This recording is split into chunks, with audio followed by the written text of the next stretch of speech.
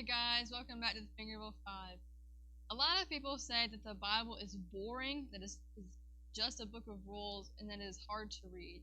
But once you dig deeper into the scripture, we realize that the Bible is a book with fascinating, true stories, including one of my favorites, the story of Barak and Deborah. The story takes place in the book of Judges. Deborah is the only female judge. Many of the people of Israel would come to her to settle their disputes and ask questions. She was as full of wisdom that people often went to her. One day, God told her to speak to Barak and to tell him to gather up an army and to fight against the Canaanites who had enslaved them. Barak obeyed, but under one condition: if Deborah went along with him. Because of this, his hesitation and his distrust, Sisera, who was the commander of the Canaanite army, would be brought into the hand of a woman, not by Barak. And so the Israelites went into battle and they won the battle, but the commander of the Canaanites got away. Jael, who was Heber's wife, who had an agreement with the Canaanites, lived in an area that was like in between the battle. And so Sisera, when he got away, went to Heber, into the land that he lived. And Jael happened to be there, Heber's wife. And Jael invited Sisera to come into her tent. And she gave him some warm milk and said, "Here, have this, and lay down and take a nap, and I'll stand watch and make sure that no one comes to harm you." And so Barak happily took the milk and took a nap.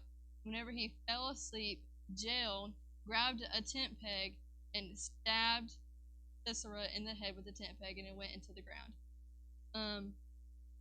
And so, as it was said, he died, and he was brought into the hand of a woman. Verse 22 in the chapter says, "And behold, as Barak pursued Sisera, Jael came out to meet him and said to him, 'Come, and I will show you the man whom you are seeking.'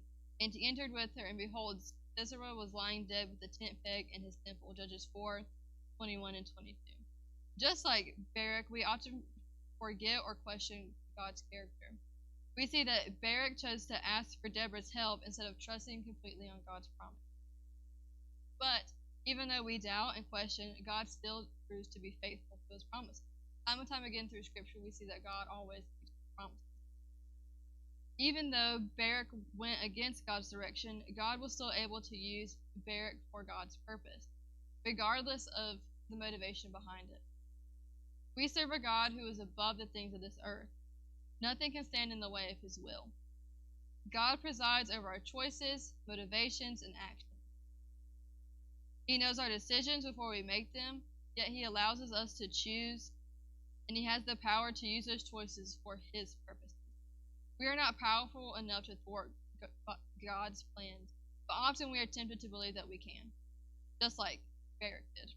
Proverbs 19:21 says, "Many are the plans in the mind of a man, but it is the purpose of the Lord that will stand." Although God does not need us to complete his will, he wants to include us in his. Let us put our trust in God and his plans for us, even if they seem as daunting as taking over the Canaanite army. If God calls us to difficult things, we have the promise that he will go with us and direct our path. He is worthy of our trust. Trust in the Lord with all your heart and lean not in your own understanding. Proverbs 3 verse 5. I hope you guys have a great week. Thanks for watching.